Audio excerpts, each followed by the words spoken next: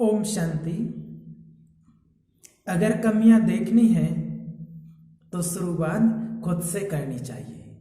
सबसे पहले हमें अपनी कमियां देखनी चाहिए और अपनी कमियों को देख करके उनको निकालना चाहिए, क्योंकि दूसरों की कमियां तो बहुत जल्दी दिख जाती हैं, दूसरों के ऊपर तो उंगली बहुत जल्दी उठा लेते हैं, लेकिन बात तब बनती है जब शुरुआत खुद से की जाए। अगर कमी देखनी ही है तो सबसे पहले शुरुआत खुद से करना चाहिए, तभी हम श्रेष्ठ बन सकते हैं।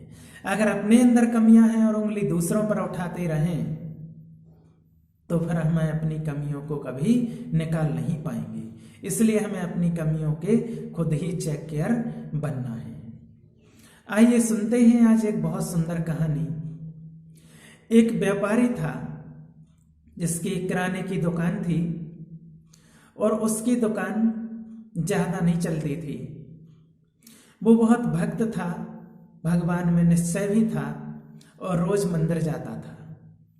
गांव से थोड़े दूर एक मंदिर था हनुमान जी का, और वहां पर एक तपस्वी सन्यासी रहते थे जो बहुत तपस्या में लीन रहते थे। ये व्यापारी जो था उसका प्रतिदिन का काम था सुबह उठ करके और मंदिर जाना। सबसे पहले मंदिर जाता था, दर्शन करके आता था और फिर दुकान खोलता था। लेकिन उसके कारोबार में बरकत नहीं हो रही थी। उसका कारण एक ही था, अगर वो उधार नहीं देता था तो दुकानदारी ज्यादा नहीं होती थी, ज्यादा ग्राहक नहीं आते थे, और अगर जिसको उधार दे देता था तो फिर वो वापस पैसे देने नहीं आता था। इस चिंता में वो बड़ा परेशान था कि आखिर क्या किया जाए। अगर उधार नहीं देते हैं तो ग्राहक नहीं आते हैं, और उधार देते हैं तो कोई वापस देने नहीं आता है।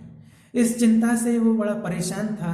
एक दिन जब मंदिर गया तो मंदिर में भी उसके चेहरे पर बहुत उदासी थी। वहां पर जो तपस्वी सन्यासी रहते थे, जो अपनी तपस्या में साधना में लीन रहते थे, जब उन्होंने देखा कि आज तो भक्त बहुत उदास है, क्या बात है, तो फिर उन्होंने पूछा, क्या बात है भाई, आज तो बड़े उदास हो। तो अपने मन की बात उसने महात्मा जी से बोली। कहा, महात्मा जी मेरा कारण है। उसने सुनाया कि मैं अगर उधार देता हूं तो लोग वापस देने नहीं आते हैं, और अगर उधार नहीं देता हूं तो मेरी दुकान अच्छी नहीं चलती है, इसलिए मैं परेशान हूं। आप ही कोई इस समस्या का समाधान बताइए। महात्मा जी ने उसकी बात सुनी और सुन करके उस पर दया आई। महात्मा जी ने कहा, आपकी समस्या का समाधान आज से हो जाएगा। महात्मा जी अपनी अंदर कुटिया में गए, वहां से एक छोटी सी छड़ी लाए, लोहे की छड़ी ला करके और उस व्यापारी को दे दी और कहा, ये छड़ी हमेशा अपने साथ दुकान पर अपनी गद्दी के साथ रखना। जब आप गद्दी पर बैठो तो इस छड़ी को लेकर रखना। जैसे ही ग्राहक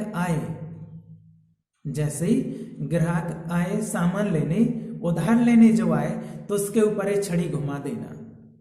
अगर ये छड़ी आधी से ज्यादा सफेद आए और आधी से कम काली आए तो समझ लेना कि ये व्यक्ति उधार पैसा दे जाएगा। माना 75% सफेद है और 25% काली है तो समझ लेना कि व्यक्ति पैसा दे जाएगा उधारी का, उसको उधार दे देना। अगर 50% काली और 50% सफेद आए तो भी व्यक्ति थोड़ा टाइम लगाएगा लेकिन पैसा दे जाएगा। लेकिन 50% से ज्यादा अगर काली आती है तो उस व्यक्ति को उधार नहीं देना, वो व्यक्ति आपका पैसा वापस नहीं देगा। व्यापारी खुश हुआ, उसने धन्यवाद किया महात्मा जी का, चरण छू करके भगवान के दर्शन करके वापस घर चला आया। उसने ऐसा ही किया, प्रतिदिन सुबह उठता, नहा धो करके, और जैसे ही दुकान में जाता है गद्दी पर बैठता है और वो छड़ी को पास में रख लेता था। जैसे ही ग्राहक आते थे और पहले उस छड़ी को उसके ऊपर घुमाता था जिसकी 50%, 75% सफ़ेद आती थी उसको उधार देता था, जिसकी ज़्यादा काली आती थी 50% से ज़्यादा जिसकी काली आती थी उसको उधार नहीं देता था। और दिन प्रतिदिन धीरे धीरे करके उसके व्यापार में बहुत बरकत हो गई। धीरे धीरे करके एक वो बहुत बड़ा व्यापारी बन गया, उसकी दुकान बहुत चलने लगी। लेकिन उसने मंदिर जाना बंद कर दिया। उसने धीरे धीरे करके मंदिर जाना बंद कर दिया। जब मंदिर जाना बंद कर दिया तो महात्मा जी को बड़ी चिंता होने लगी कि आखिर कारण क्या है, क्यों नहीं आता है। तो फिर महात्मा जी ने एक दो बार जो और दूसरे भक्त थे आने वाले गांव से, उनसे पूछा कि भाई वो व्यापारी जी के क्या हाल चाल हैं, काफी दिन से आना नहीं हुआ उनका, मिले नहीं हैं। तो लोग कहते थे वो तो महात्मा जी बढ़िया हैं, उनका व्यापार बहुत बढ़ गया है, इसलिए शायद बिजी हो गए। तो महात्मा जी ने एक दो बार संदेश भिजवाया किसी के द्वारा कि आप उनसे बोलना महात्मा जी ने याद किया है, आपको बुलाया है। लोग आते थे और व्यापारी को बोलते थे, व्यापारी कहते थे हाँ हाँ जाएंगे, अभी थोड़ा कारोबार बढ़ गया है इसलिए बिजी हो गए हैं। ऐसे करते करते काफी दिन हो गए। एक दिन महात्मा जी ने सोचा कोई दिक्कत है, मुसीबत है, क्या कारण है, क्यों ना हम ही जा करके उससे मिल लें। ऐसा प्लान बना करके महात्मा जी जल्दी अपनी पूजा ध्यान से फ्री हो करके और अपना कमंडल लेकर के और गांव की ओर चल दिए। आकर के देखा कि व्यापारी की पहले तो एक छोटी सी दुकान थी, अब तो बहुत बड़ा व्यापारी बन गया, बहुत उसका कारोबार बड़ा हो गया। महात्मा जी को देख करके बहुत प्रसन्नता हुई और उस व्यापारी ने महात्मा जी को बिठाया, आदर के साथ सम्मान के साथ आसन लगाया, बिठाया, बहुत सारे हालचाल पूछे एक दूसरे से। फिर महात्मा जी ने कहा कि ये बताइए इतना सब कुछ अच्छा चल रहा है फिर भी आप मंदिर क्यों नहीं आते हैं, आपने मंदिर आना क्यों छोड़ दिया है। तो फिर व्यापारी ने कहा क्या बताएं महाराज जी, बहुत बिजी हो गए, पहले कारोबार कम था और आज बढ़ गया है इसलिए नहीं आ पाता हूँ, बहुत बहाने बनाए। लेकिन महात्मा जी तो बहुत साधक थे, उनने कहा नहीं ऐसी बात नहीं है, कारण कुछ और ही है, आप सत्य बताओ कि कारण क्या है। तो फिर व्यापारी कहने लगा कि महात्मा जी आप बुरा नहीं मानना, मैं मंदिर क्यों नहीं गया उसका कारण क्या है। जब आपने मुझे छड़ी दी थी कि छड़ी हर व्यक्ति के ऊपर घुमाना, किसके अंदर कितना कालापन है और किसके अंदर कितनी सच्चाई सफाई है ये आपको स्पष्ट समझ में आ जाएगा। तो जब आपने छड़ी मुझे दी थी तो सबसे पहले ये छड़ी मैंने आपके ऊपर ही घुमा दी थी। जब मैंने आपके ऊपर ये छड़ी घुमाई तो 90% सफेद निकली और 10% काली निकली। तो मैंने समझा कि जब महात्मा जी ही 10% काले हैं, इनके अंदर कालापन है, तो फिर मैं यहां आकर के क्या करूंगा, इसलिए मैं मंदिर नहीं आया। महात्मा जी ने कहा ये तो बहुत अच्छी बात है कि आपने सबसे पहले प्रयोग मेरे ऊपर ही किया, लेकिन ये छड़ी आपने अपने ऊपर घुमाई क्या कभी? बोले नहीं।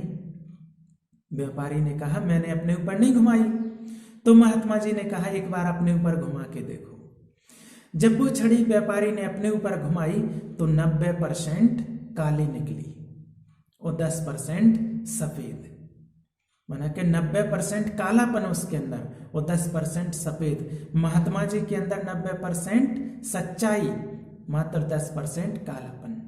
तो महात्मा जी ने कहा कि आपने मंदिर आना छोड़ दिया तो ये 90% जो काली है ये 100% हो जाएगी, और हम साधना करते हैं, भगवान की शरण में रहते हैं, तो जो 10% काली है धीरे धीरे करके वो भी साफ हो जाएगी। इसलिए आप मंदिर आना नहीं छोड़िएगा। कहने का भाव कि हम दूसरों की कमियां तो जल्दी देख लेते हैं, लेकिन स्वयं की कमी हम नजरअंदाज कर देते हैं। इसलिए शुरुआत हमें स्वयं से करनी चाहिए, तब हमें अपनी कमियों का पता चलेगा और तभी हमारा जीवन सार्थक बनेगा। ओम शांति।